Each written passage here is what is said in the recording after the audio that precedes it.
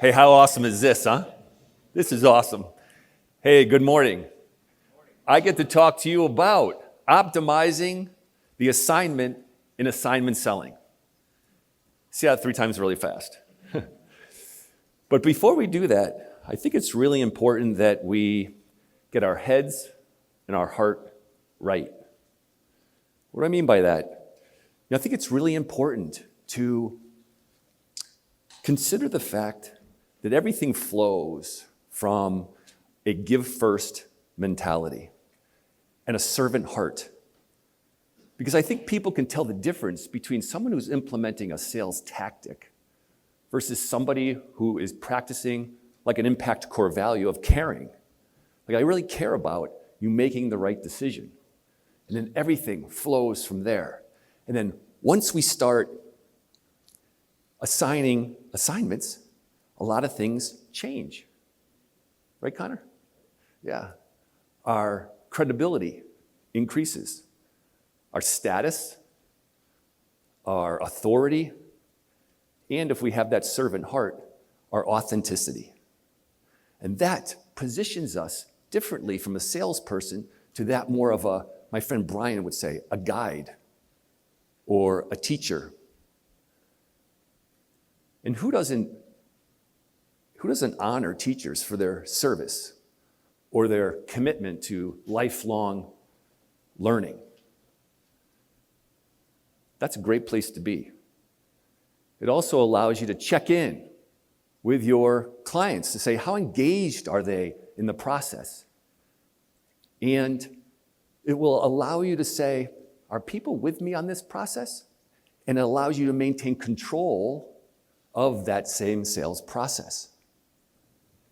And the last piece that I really love, it introduces some goodwill, which creates a reciprocity dynamic. Reciprocity dynamic, the research is pretty clear. When you give something away for nothing, people want to give something back to you in return. And doesn't that position you for this great place if you're in a sales position? Love it. So when's the best time to introduce assignment selling? Well, thanks, Allie, for helping us along. But I always like to do it before that first sales call, because that eliminates a lot of the common questions and allows me to be with my prospects. I can talk to them. I can let them know I'm listening. I also like to do it right after the first sales call. But I want to make sure I do it while I'm still either on the phone with them or I'm in a face-to-face meeting.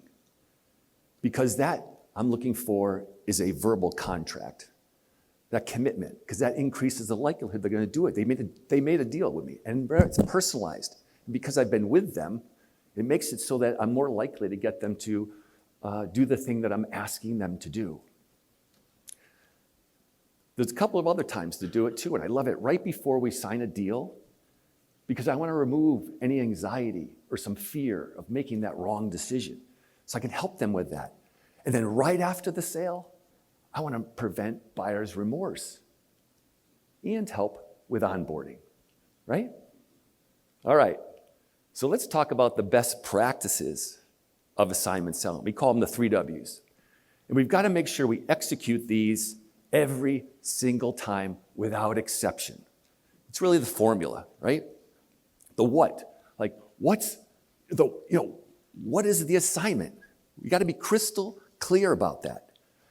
Number 2 is, why does it matter? And what would happen if I didn't do the assignment? And lastly, well, when does it due? We want to create a certain amount of urgency around making sure it gets done at a certain time.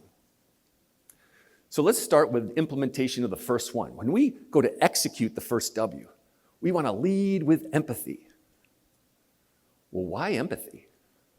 Because it lets our people know, our prospects know that we listen to them. We're with them. We're aligned with them. We understand their pain points, their consideration, their circumstances, right? We're also looking for a little bit of a curiosity gap. So if I say something along the lines of, Thomas, I understand that you're about to make a huge decision for your family or a big financial investment, and whether we work together or not, I wouldn't want you to make any mistakes. So I have a few things that I can help you with, right?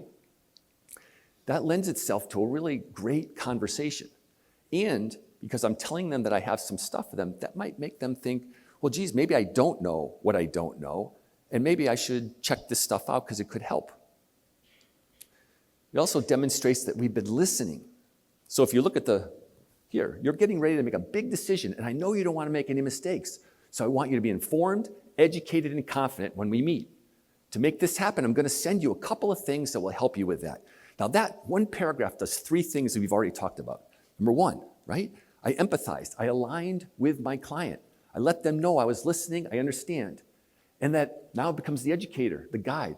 And I don't want you to make any mistakes, and I want you to feel confident. And I'm going to give you some stuff. There's the reciprocity, right? The goodwill. I'm going to give you something. Just in that first paragraph, I've done 3 things. How effective is that? The next is what is it?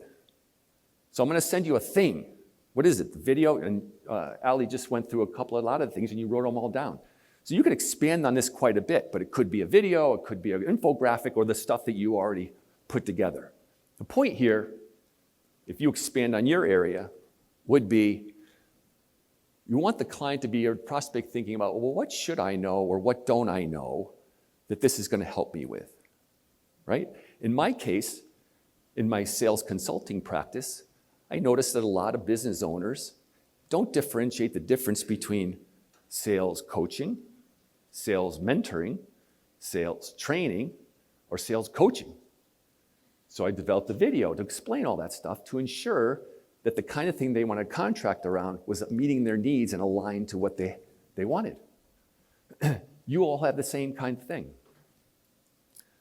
Okay? And then last is the why that grounds the prospect in the benefits so they can visualize the problem being solved or the outcome that they want. And if this were since we have so many roofing companies in the house, an example might be, this will help you evaluate roofing materials and costs, plus help you avoid the most common mistakes we see people make when wanting to replace their roof. And on top of that, an additional value to spending 15 minutes doing this homework. When we meet, it will not only give you more confidence in your decision, it will save us time when we meet. And again, who doesn't want better sales conversations being with our people? Finally, we present the when. Well, when's it due? And we don't want to go in this without serious conviction, because we're asking them to do something, but we're not doing the proverbial, well, does that sound okay? Because you'll get the, sure, I'll do it. But is that really a commitment? What we're really looking to, as I said earlier, is we're looking to enter into a verbal contract. And then I know they're really going to do it. And don't forget that confirmation is vital. And this can be a little tricky. So for example, I might say something along the lines of, well, if you're willing to would you be willing to do that? Yes. Okay, so I'll call you the day before our appointment to confirm that you did the thing. And that's vital. So if you're like, okay, we're going to do it on call, if you don't get the confirmation, then what do you do? So make sure we take that into consideration. That follow-through is huge. So here's where we put it all together. And this is where it's your job now to sort of look in your workbook. And there's a little template. It's a little smaller than this one, but it's a sentence completion. I want you to take a minute to fill that out, and then I'll look for 1 or 2 people to share theirs with you, so whoever's ready to take a risk and see how it works for you. Ready? Go. All right, you guys ready?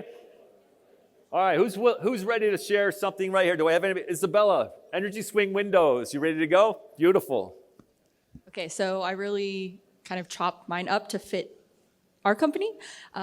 Donnie, I understand you're about to make a big investment for your household and you want to feel confident throughout this process, whether we work together or not. I'm going to send you a pricing tool to complete before our next appointment on Friday. This will help you better understand the cost of your project and the main things you need to know to make a confident decision, plus help you focus on solving the problems of your needs for your project and not just on the price. It will take you less than 5 minutes to go through, but it'll save you from stress and frustration during the appointment.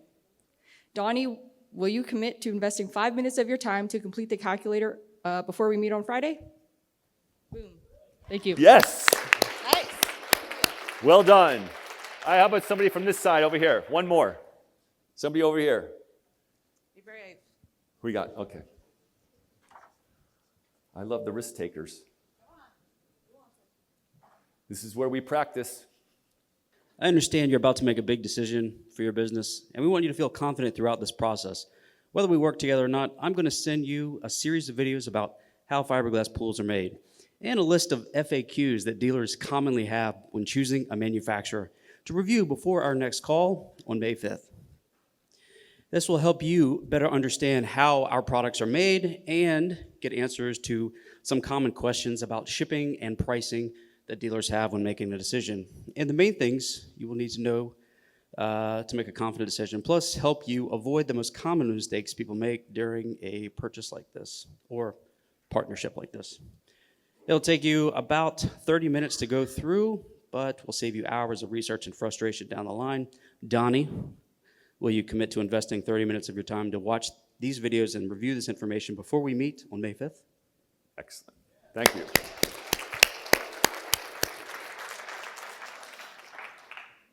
Anybody else? We're good to go? All right, that's it for me. Thank you very much. Joe's up next.